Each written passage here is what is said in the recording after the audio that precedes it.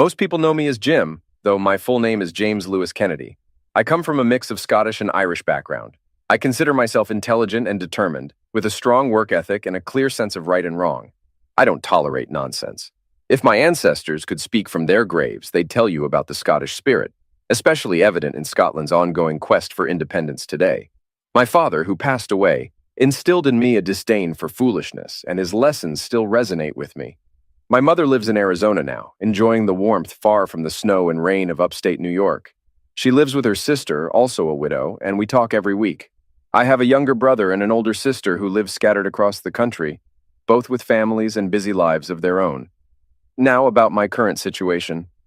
A few months back, I discovered that my charming wife of 9 years, Laura Grosvenor, had been involved with other men, yes, multiple, for the past 4 years.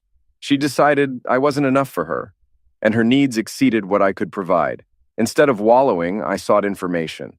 I hired an investigator, my first source, and paid $2,500 to confirm my suspicions. It turns out my wife was regularly meeting a man named Jason McDonald. They were intimate at hotels, homes my wife was selling, and his apartment downtown in Albany, New York's state capital. Second source, a lawyer. With the information about my wife's affairs, I consulted a family law expert, Leanne Miller, a friend. Yes, I know, you get what you pay for. She told me straight. I'd get financially screwed in a divorce. You see, I have 2 kids, Thomas, 7, and Rebecca, 5. In New York State, the courts heavily favor giving custody to mothers. It doesn't matter if the mothers are cheating. That detail doesn't count at all. New York judges strongly prefer awarding custody to mothers over fathers. For a father to get custody, the mother would practically have to be a serial iller or worse. The system is heavily biased towards mothers. Fathers often get the short end of the stick. The father's parenting abilities are largely disregarded in court. Judges would rather grant custody to a mother who might have a troubled past than to a father who's a successful corporate lawyer. That's me, the corporate lawyer. My wife isn't in dire straits like a pills-obsessed 403, but you get my drift. She's a real estate agent specializing in commercial and high-end residential properties. Don't get me wrong, I believe most mothers are probably excellent at raising children. But I also believe fathers who love their kids are just as capable. In my case, they're my children too. So why shouldn't I be equally considered fit to raise them? Well, not according to New York State courts. To them, I'm automatically labeled an a-hole. My lawyer gave me a crucial piece of advice. Do nothing. Yes, you heard that right. Do nothing. Because if I take action against my wife's cheating, I'll be the one who ends up screwed. Screwed by the judge, screwed by New York State family law, and screwed by the biased court system. You see, according to popular opinion and legal precedent, in a divorce, my wife would likely clean me out. New York law allows her to cheat and still come out on top in the divorce. Now, I consider myself liberal-minded. I believe in justice and fairness. But no, the divorce laws in this state don't share those values. They believe that even victimized fathers should be further victimized. If you have a Johnson and you're a father, well, you're in for a rough ride. By now, you're probably sensing my frustration with New York's divorce laws and how unfair this whole situation is. She gets to cheat and possibly be rewarded for it. That's American justice at its finest. So, my well-trained and experienced lawyer, who's also a friend, gave me some wise advice. Do nothing, or better yet, do what my wife is doing but don't get caught. Because even if her infidelity comes to light, if she can prove I've been unfaithful too, the court could screw me over even more. It's unbelievable. So, where does this leave me? Screwed, that's where. I left my lawyer's office, returned to my own office, closed the door, and spent the rest of the day brooding. How did this happen? What did I do wrong? Why would she do this to me? My sense of failure hit me hard, plunging me into a deep depression as I faced the reality of my failing marriage. It crashed over me like a tsunami, leaving me feeling overwhelmed and like I was drowning. I know it sounds cliché, but that's exactly how it felt. I kept replaying in my mind the one piece of advice my lawyer had drilled into me. Do nothing. But how could I possibly do that? For how long? And when would I know it's time to end things? The uncertainty was making me physically sick. Inside, I felt empty as I came to grips with the fact that my marriage was a sham. My wife was using me for her own purposes and betraying both me and our children. Her own satisfaction seemed more important to her than our family. Was I overreacting? Should I calm down and come up with a plan? I knew I needed a plan, but at that moment, I had no idea where to start. That would require some serious thought. Around 6 p.m., I returned home and put on a facade of being a content husband and father. During the ride home, I resolved not to let on that I knew about my wife's betrayal. No, I would act happy. Damn happy. And then I decided to do exactly what my wife was doing. If it was okay for her, it was okay for me. Quid pro quo, right? That became my new motto. Screw her. Excuse me if I ramble or sound incoherent at times. All of this has been weighing heavily on my mind, and it feels good to get it off my chest. A week later, I visited a psychologist who started asking about my relationship with my parents and if I had issues with my father. I quickly dismissed his psychoanalysis and decided to handle things my own way, by putting my thoughts down in writing. So, a few months later, after much soul-searching and realizing I needed to take action to regain some control and justice in this messed-up situation, I found myself in a friends with benefits relationship with a woman from work. She's a lawyer at the same firm where I work, divorced with 2 young kids in elementary school. Amanda Stewart is a year older than me. She's tall, slim, really fit, and stunningly beautiful. And I can't figure out why she wants to sleep with me. I mean, she could have any guy she wants just by snapping her fingers. Don't get me wrong. I'm not some fat, ugly jerk. Quite the opposite. I'm exactly 6 feet tall, weigh 165 pounds, and stay in shape. I run, bike, and hit the gym regularly. I've got a full head of brown hair, all my teeth, wear glasses only for reading, and I'm not bad looking. Plus, my wife was the one who pursued me when we started dating. As I learned from talking with Amanda, she gave up on trying to be happy while married. After lots of soul-searching, she realized her husband wasn't right for her. They tried to make it work, but eventually agreed they shouldn't be together. Later, I found out the father of her kids isn't her ex-husband, which led to their divorce. I can see how that would be a deal breaker. It would be for me if I found out my kids weren't biologically mine. But that's not my situation. I've had my DNA tested. So now, Amanda's needs meet my needs. We both enjoy our time together, and we even chat afterward. She's smart and sophisticated, the kind of woman a man could easily fall for. I feel relaxed with her, not like the pressure I felt with Laura. We don't have much emotional investment in each other. Maybe Laura's relationship with her lover is similar, but I'm getting ahead of myself here. I figured if Laura ever ended things with her lover, I'd do the same, but there were no signs of that happening. My investigator's occasional checks confirmed my wife was seeing her lover at least weekly, so I decided to get tested for STDs regularly, just to be safe. Fortunately, the tests were always negative. Maybe Laura's boyfriend uses protection, or he's just clean. Either way, I made a mental note to get tested every 3 months in case any unwanted guests hitched a ride with her. Amanda and I always use protection. Safety first. Let me explain a few things. My wife is Laura Grosvenor Kennedy. At work, she goes by Grosvenor because she thinks it sounds more sophisticated than Kennedy. But let's be real, the Kennedy name is practically American royalty. Laura believes her maiden name, Grosvenor, carries centuries of English prestige and could attract high-end clients to the firm she works for. We're both 34 years old and live in Albany, specifically in the nice Pine Hills neighborhood. Our house is close to the university and not far from downtown in the state capital. My commute to work is short, just a few minutes.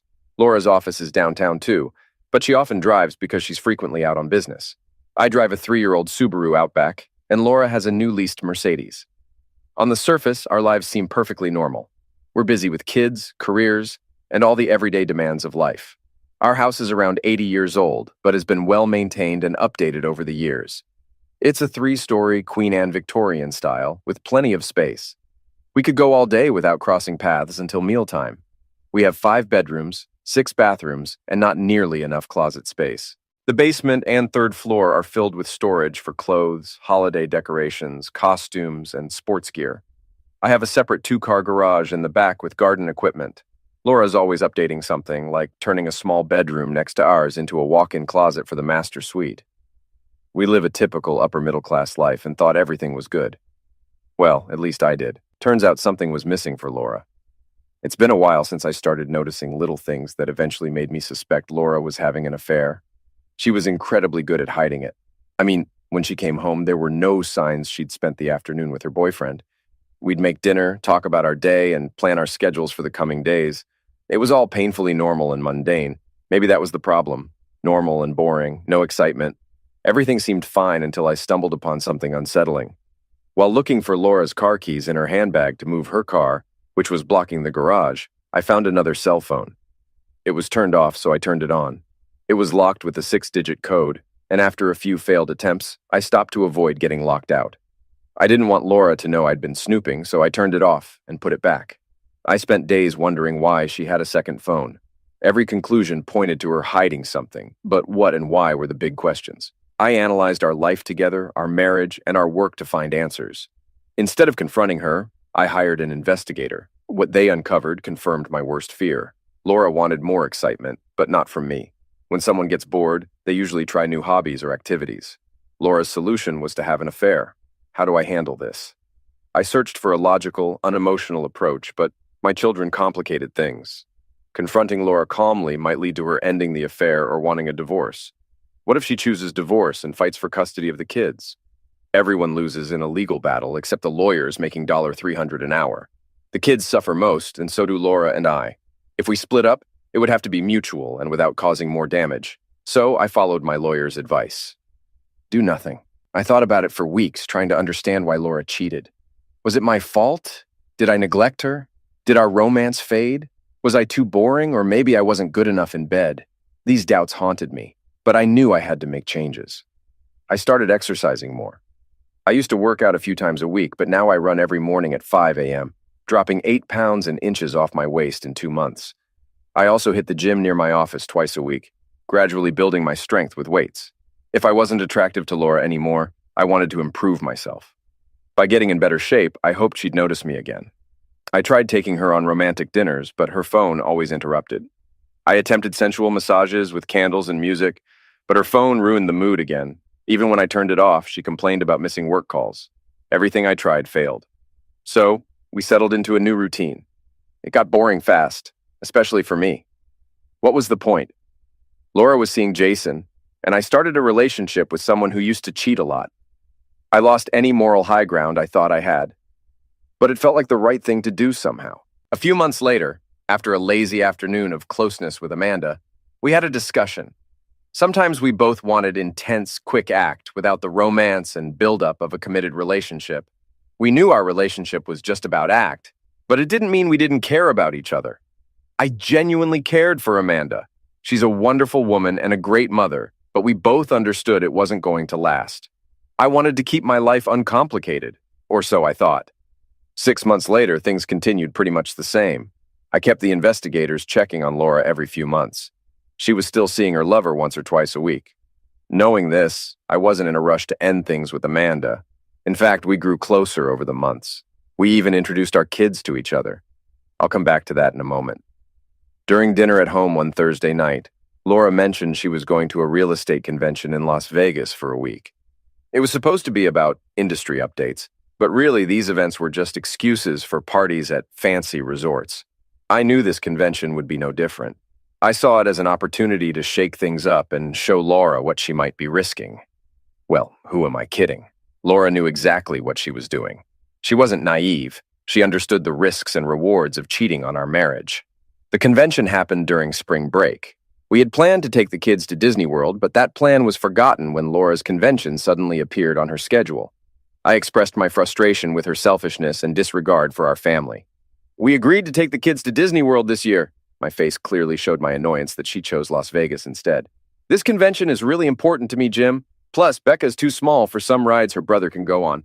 If she can't do everything, it'll just lead to arguments. Wait, we can manage with Becca if we explain it to her. She's smart and understands about safety. I don't get why you're putting another convention ahead of our family. She sighed loudly and rolled her eyes. The company wants me there and everything's already booked. I don't want to talk about it anymore. I'm going to the convention. End of story. The rest of the evening was quiet. After putting the kids to bed, I took a long shower, my mind racing. I didn't sleep well that night, but I came up with an idea. Something fair, in my view. A few days later, I suggested to Amanda that we take both our kids to Disney World in Florida for a short vacation. I didn't tell Laura about it. After sorting out the details, Amanda and I agreed to go ahead with the plan. We booked flights in the resort quickly. Laura hadn't even left for the airport when I started packing the kids.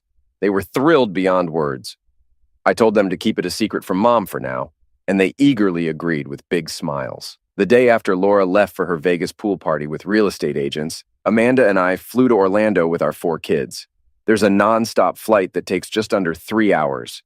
By mid-afternoon, we were enjoying the warm sun, and the kids were having fun in the pool in their swimsuits. This was a new experience for Amanda and me. Until now, our time together had mostly been about having casual closeness. Our kids had met once before, coincidentally in downtown Albany on a Saturday. We ended up having lunch together at a fast food place with a play area for the kids. During our trip, Amanda and I had a different kind of conversation than usual. She opened up more about her marriage and its breakdown. She also talked about how committed she is to her children. After her divorce, she realized her mistakes and is determined to be a good mother. She loves her kids deeply and wants what's best for them, working hard to provide it. I shared with her about the hurt and betrayal I felt when I discovered Laura's affair with Jason. Amanda listened intently, while also keeping an eye on her kids. I tried to read her expression to see what she was thinking. She was in full lawyer mode. She voiced her thoughts to me, saying, "You know, Jim, your current situation is almost like an open marriage, even if you haven't acknowledged it. Are you sure this is how you want to live?" I looked at her and replied, "I haven't confronted Laura yet, because I don't want to disrupt the lives of those two kids over there. I don't want to become a weekend dad who only sees his kids a few weeks a year. Everything I've read says that kids suffer the most in a divorce. I can't risk that, not yet." I took a deep breath, realizing I hadn't been breathing for the last minute while talking. I knew Amanda would eventually want to move on from our friends with benefits relationship. That's just who she was. In my mind, I knew she wasn't big on monogamy. Given her history, it seemed likely our relationship would end the longer it continued. I thought she'd find someone new for that kind of relationship. But she didn't. So, here we were at Disney World, pretending to be one big happy family with 4 kids. I booked 2 connected rooms at the resort, one with 2 queen beds and the other with 2 sets of bunk beds for the kids. I had to pay extra to get the rooms set up just right, but it was worth it. Money can make things happen. In the mornings and early afternoons, we explored the park, going on as many rides and seeing as many attractions as possible. When the kids got tired and hot, we'd head back to the hotel to cool off in the pool. By dinner time, the kids were ready for bed, giving Amanda and me some time together to relax with drinks and food, and then each other. 5 days at Disney World was fantastic. The kids got to experience everything, including a day at SeaWorld, and they loved every bit of it. They were sad to leave when it was time to head home and back to school. I had to get back to work, and Amanda did too. Laura, on the other hand, was returning to her usual routine at home. Laura showed up later that same day we got back. She had a tan, but was nursing a bad headache from all the partying in Vegas. The kids excitedly told her about our trip to Disney World and SeaWorld. When she looked at me, she expressed her disapproval, asking why I took them without her. "What the heck, Jim? I thought we were going to Disney World as a family. Why did you take them without me?" she exclaimed. "Well, remember, we discussed this and you chose to go to Vegas for your convention instead of being with us. If we aren't important enough to you, well, too bad. We went without you, had a great time. I hope Vegas was worth it," I replied before leaving the room. Too bad for her, I thought. She spent 6 days with her boyfriend in Vegas, while I had 5 days of amazing time with Amanda.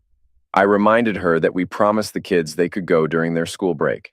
Her decision to go to Vegas at the same time was something I wasn't willing to disappoint the kids with. It's unfortunate she missed out, but she chose Vegas over family. Her loss. Monday rolled around and I was back in the thick of work, keeping busy. It took 2 weeks before I could meet up with Amanda again. She had been away meeting clients, and I wondered if this was her way of trying to find an out from our arrangement. Perhaps spending time with me and 4 kids at Disney World had been too much for her, but it wasn't. Amanda texted me several times saying how much her kids had enjoyed their time at Disney World, and she had too. The next time we met, I noticed a subtle change in how we interacted. There were little things. She seemed more relaxed when we met. In bed, she showed more affection, running her fingers through my hair and holding me close. The intense act was evolving into something more tender. We still focused on pleasing each other, but there was a shift happening. When it was just us, Amanda started calling me sweetheart and honey. Meanwhile, things with Laura remained unchanged. The latest report from the investigator confirmed what I already knew. Laura was still seeing her lover regularly, so I decided to stick to my routine. Don't get me wrong, I was still having closeness with Laura, but it was on a strict Saturday night schedule. Laura, however, kept finding excuses, inviting people over or suggesting activities, only to claim she was too tired for closeness later on. More often than not, I got a quick kiss on the lips, and that was the end of it. As a result, we were intimate maybe once a month, if that. I tried to play the understanding husband, but honestly, I was losing patience. Laura was the one who started this, and I had gotten good at seeing the signs of trouble ahead. 8 months later, my life has seen quite a few changes. So many that it's overwhelming to even know where to start. First off, Laura dropped a bombshell about 7 months ago. She's pregnant. She revealed this about a month after returning from the Vegas convention. Given our minimal intimacy leading up to that, I'm almost certain I'm not the father. I plan to wait until the baby is born and then have a DNA test done locally here in Albany, which can give me results in just 24 hours. Currently, Laura is heavily pregnant and has significantly reduced her work hours, though she still sees her boyfriend regularly.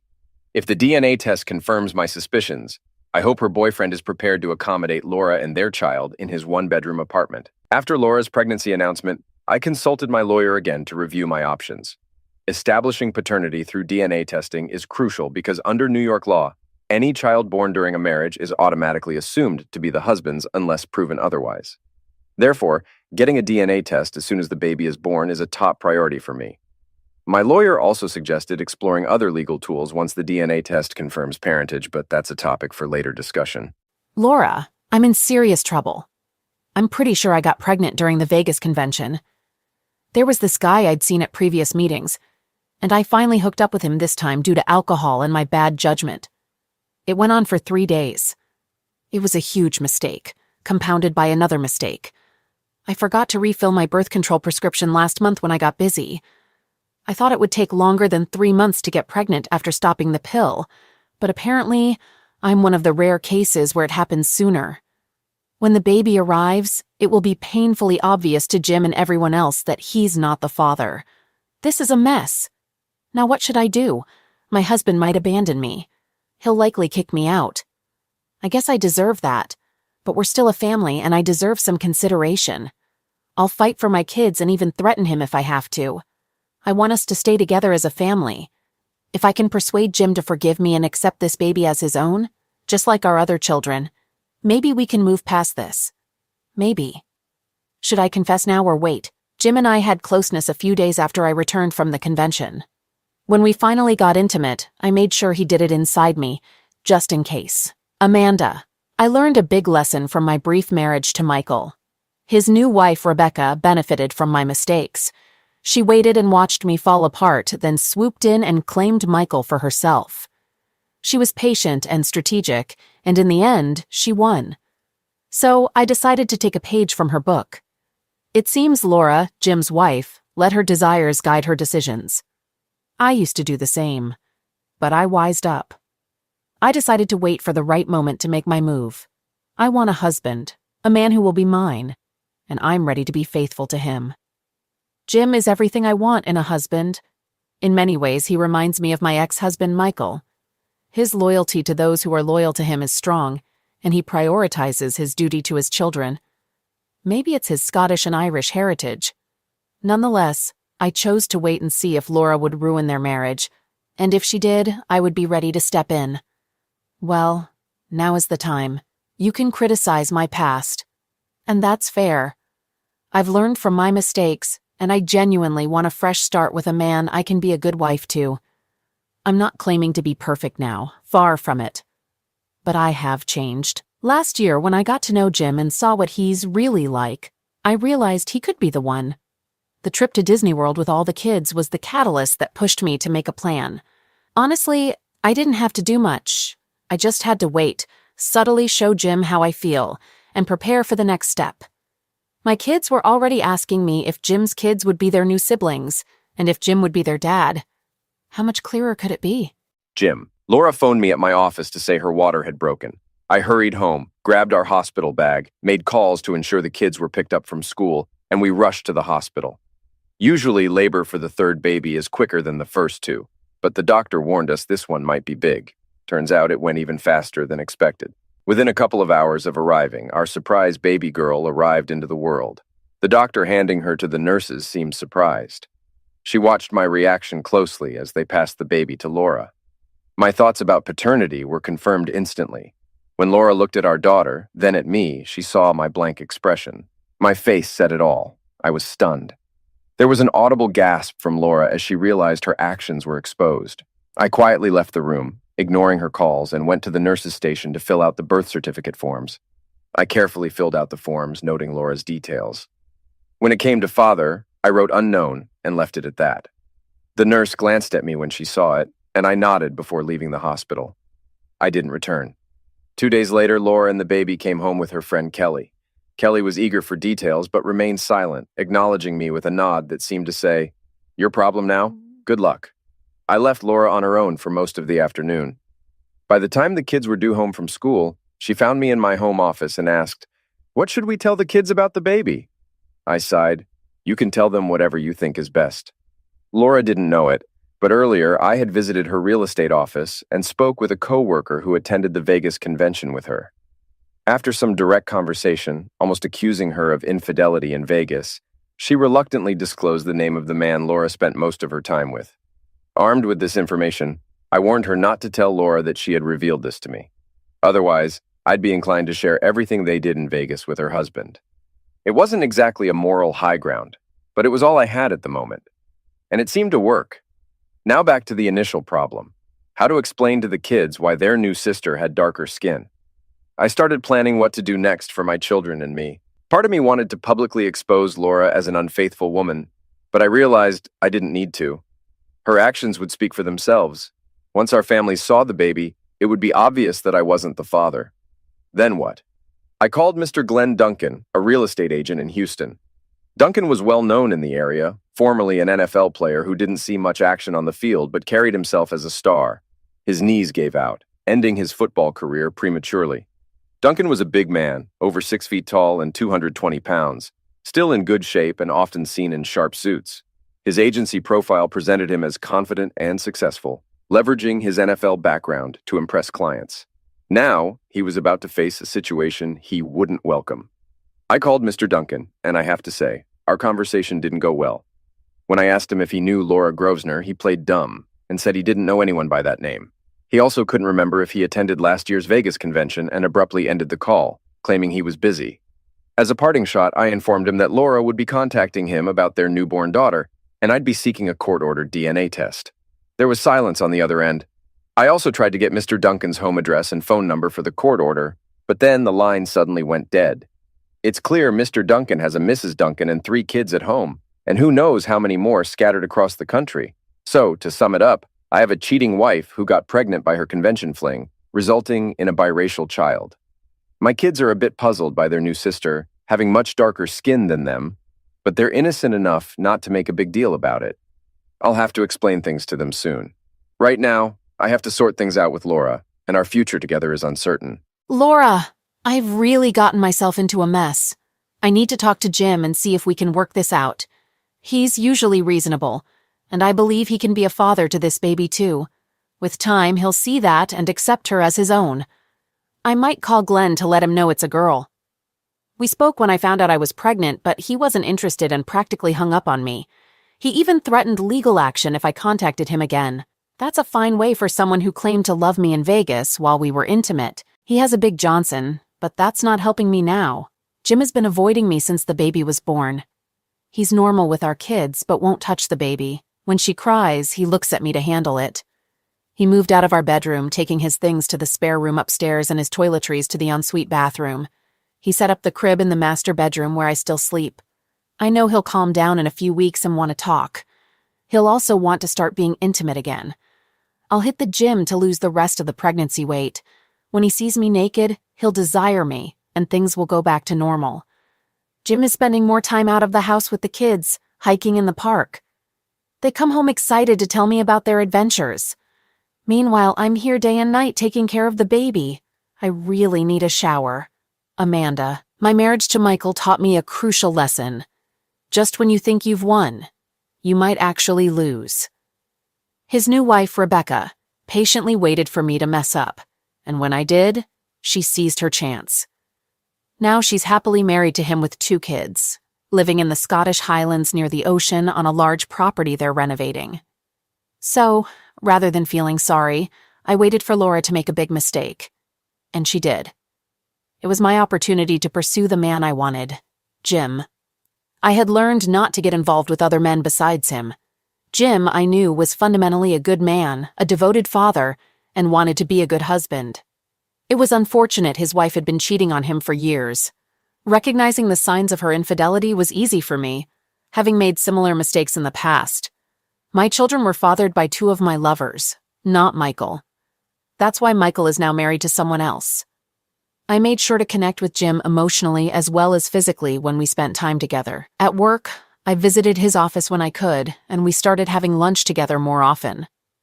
Rumors were swirling among the lawyers and staff about Laura's affair and the fact that Jim's newborn daughter wasn't his.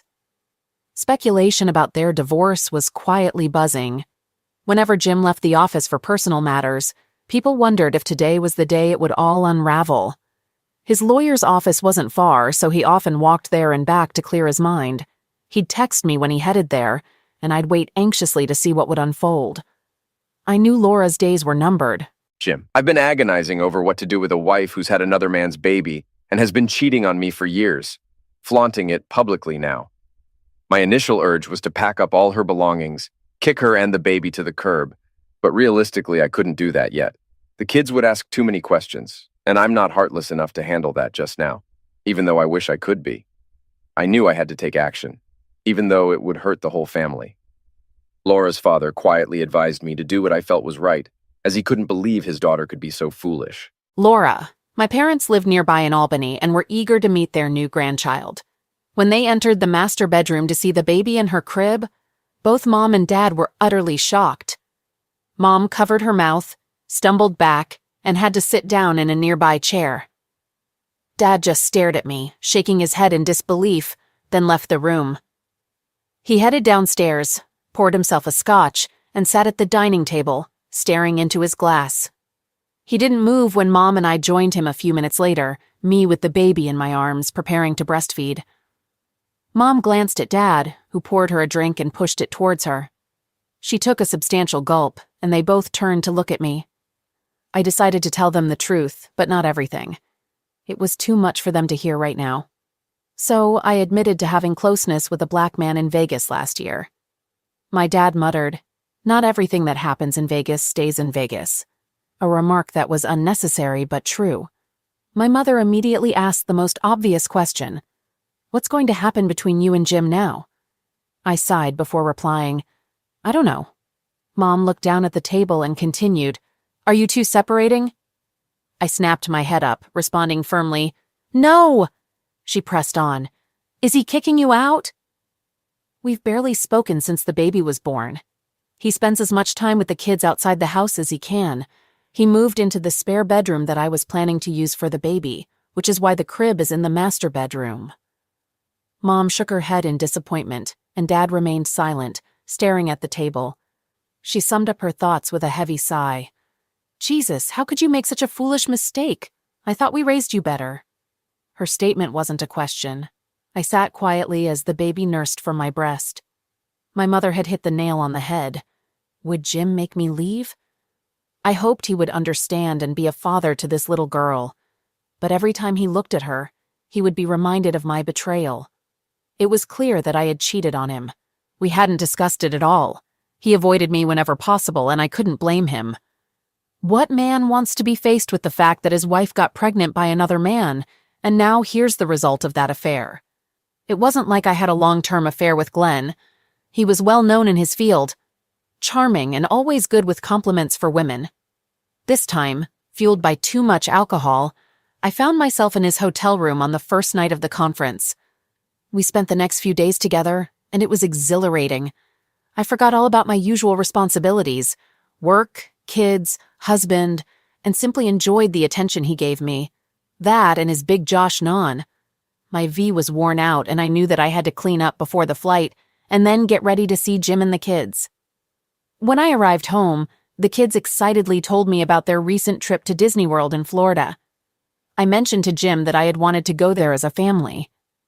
He glanced at me and said, "You need to be present for that," then walked away. I was lost on what to do. I had a massive hangover, and no amount of showering could erase the realization that I might have made a huge mistake in Vegas. I got myself deeply involved with Glenn.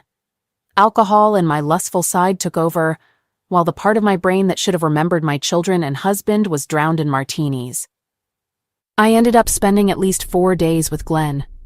He's quite full of himself, with an ego bigger than his well-endowed package, which I must say was inside me for most of that time.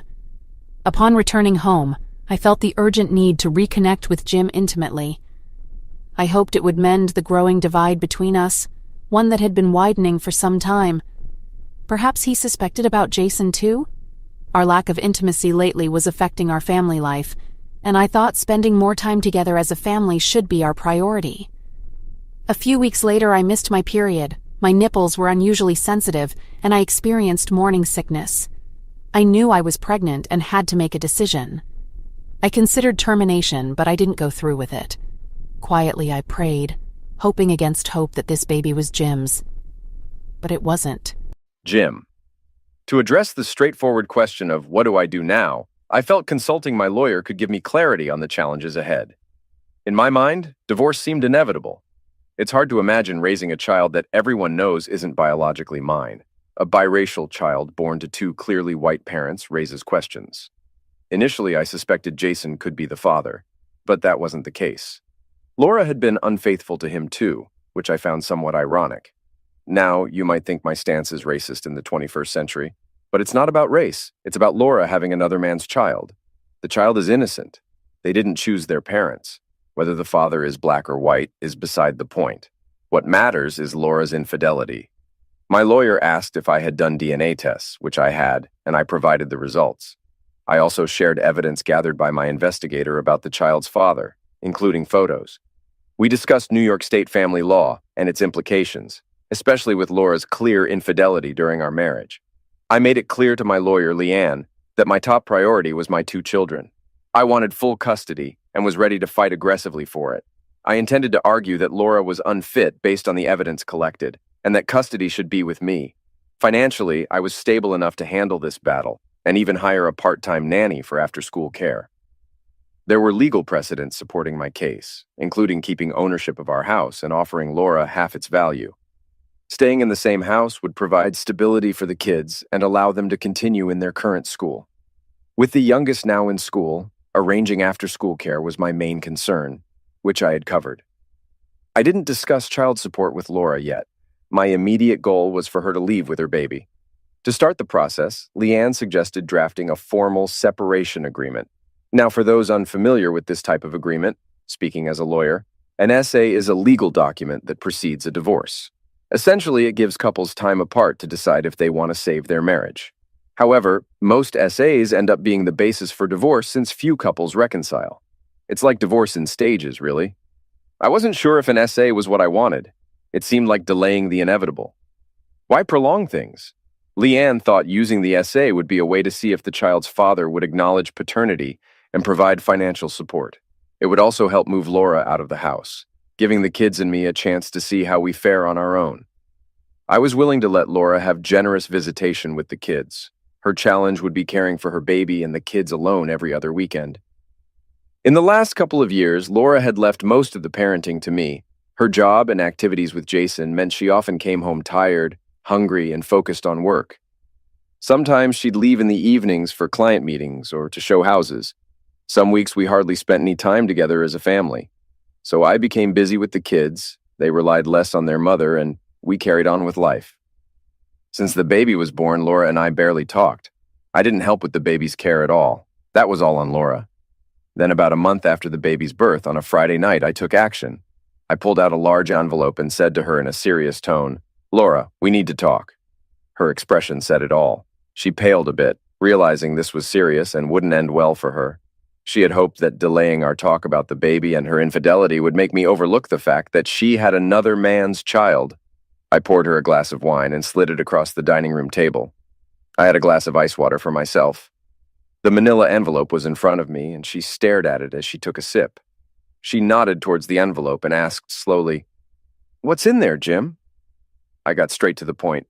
"This is a separation agreement my lawyer prepared. I think it's time for us to think about our future. Our marriage isn't in good shape.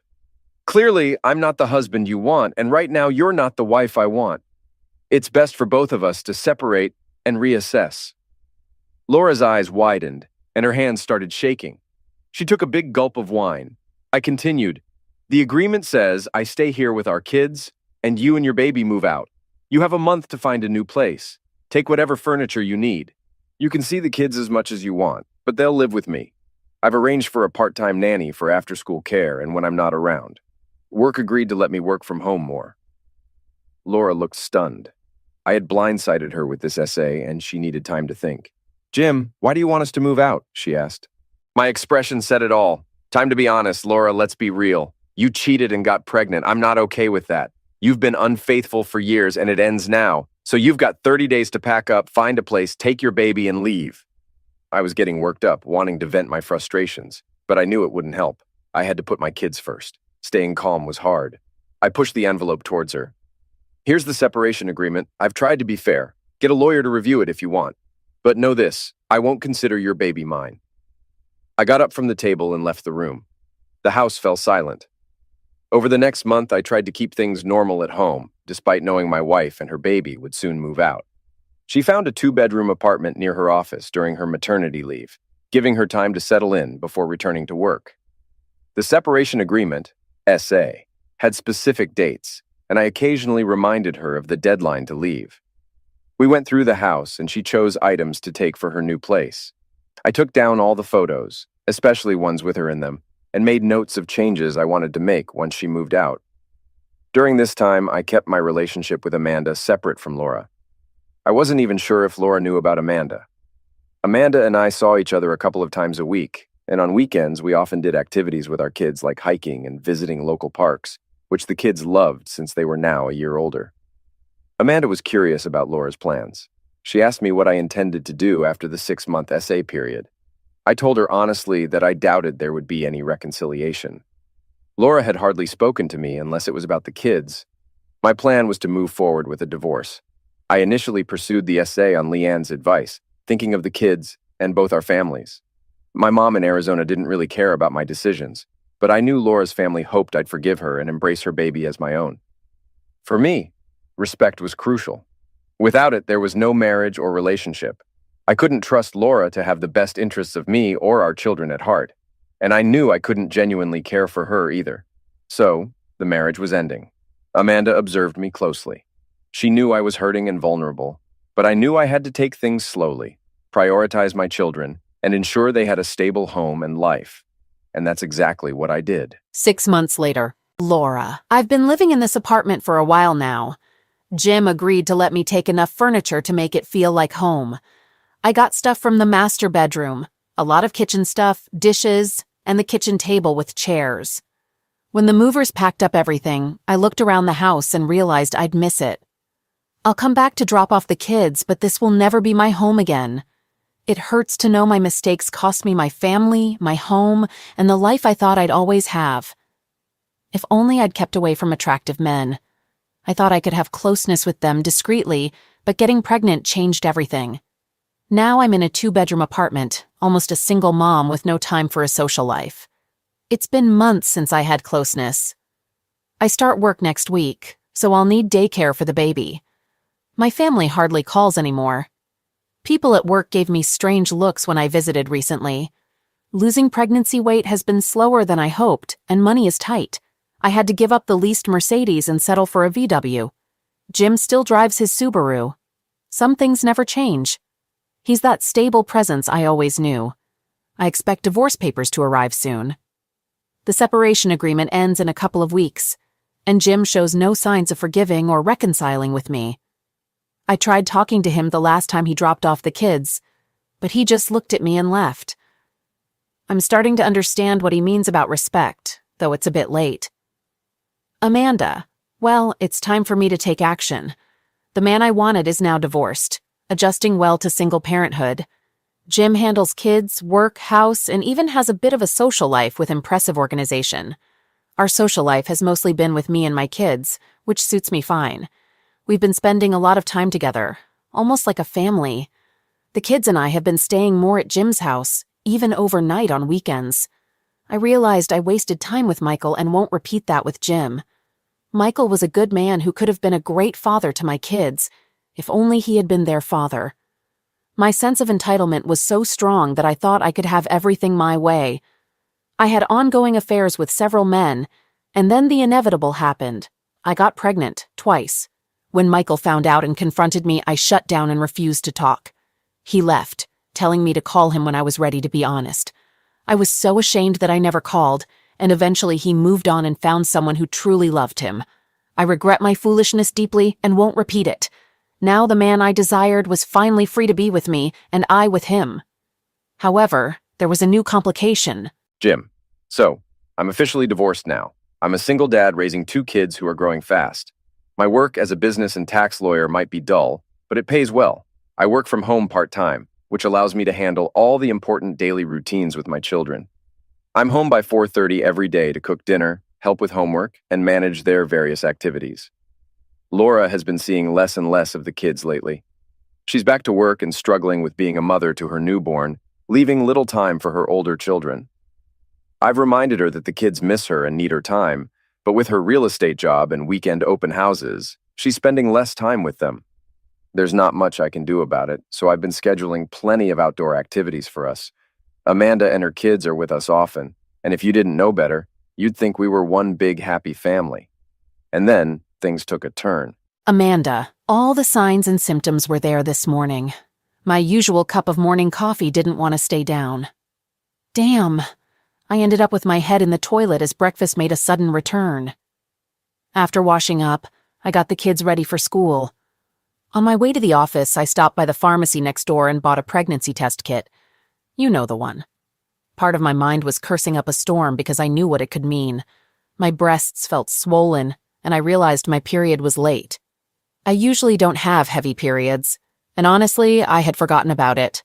Nervously, I tucked the test kit into my briefcase and went to work. All day, my mind was racing, thinking about getting home and using the test. When I finally got home and had the kids in bed, I went to the bathroom and closed the door, even though it's attached to the master bedroom. After taking a deep breath, I took the test out of the package and prepared to use it. I held it under the stream, then set it aside to do its magic. I cleaned up and went downstairs to the kitchen, feeling jittery. If the test showed what I feared, it would be a critical moment in my relationship with Jim, a make-or-break situation. Returning to the bathroom, my hands shaking a bit, I picked up the small white plastic piece. Oh boy. Laura. Damn it! Seriously, I've thought about trying to talk to Jim and persuade him to come back to my bed, but he won't even talk to me. What can I do? Jason, my regular lover, moved on months ago. I heard he's dating a senior at the university, and it sounds serious. She should watch out. Between taking care of the baby and my job, I have no time for a social life. I'm reluctant to hit the club scene with my work friends because you never know if you're picking up a nice guy or a serial iller. I mean, really, what options do I have? So I thought maybe my husband would be a safe bet. I still love him. He's the father of 2 of my kids, and I believe deep down he still cares about me. I felt like I had nothing to lose by trying to talk to Jim. I needed to plan it carefully, somewhere neutral without the baby. I decided to invite him to a restaurant downtown called the Beer Barn. Despite the name, it's a classy yet casual place with a menu Jim likes and an extensive beer list. I know he enjoys it there, so that's where I asked him to meet me. I called him and asked to meet up. Surprisingly, he agreed. Since Emma was born, we barely exchanged more than a few words. I knew I had to tread carefully during this crucial meeting. It was our last chance to salvage our broken marriage. The paperwork was done, but in my heart I believed there was still hope. As long as we shared our children, we had a chance. And I still needed him. Jim. I debated whether to go meet Laura or not. Eventually, I decided to move past my disappointment and hear her out. My main concern was the kids, and maybe this meeting was about something important she needed to discuss. While she could have used her lawyer or called me, I thought we should be adults and talk face to face. So, I agreed to meet her at the Beer Barn, but I decided to bring some backup along. Laura, when I arrived at the Beer Barn, I saw Jim already there with another woman, a blonde, attractive woman.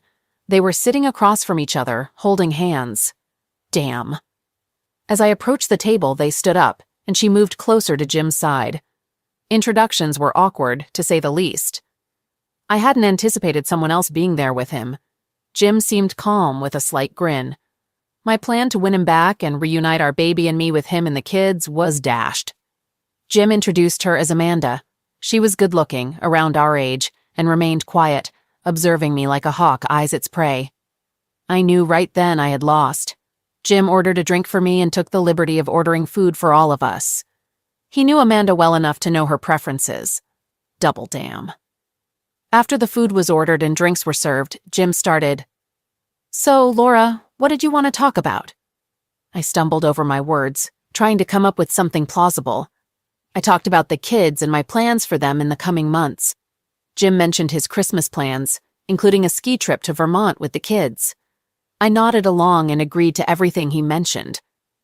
I hadn't noticed before, but when Amanda removed her bulky sweater, it became obvious she was pregnant. My eyes widened as I looked at her belly. It wasn't huge, but her baby bump was definitely there. I knew exactly what that meant.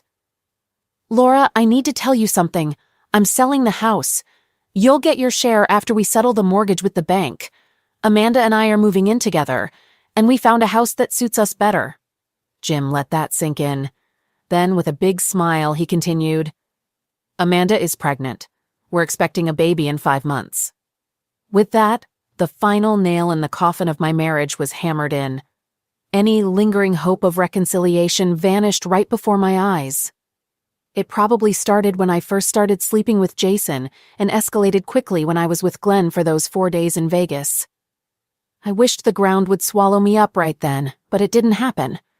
I just nodded at them and quietly said, "I have to go." I left the restaurant and took a cab back to my apartment. I was so lost in my thoughts that I forgot my car was parked nearby. Damn. 1 year later. Amanda. All right. I guess I get the last word. We've settled into our new home, big enough for all the kids.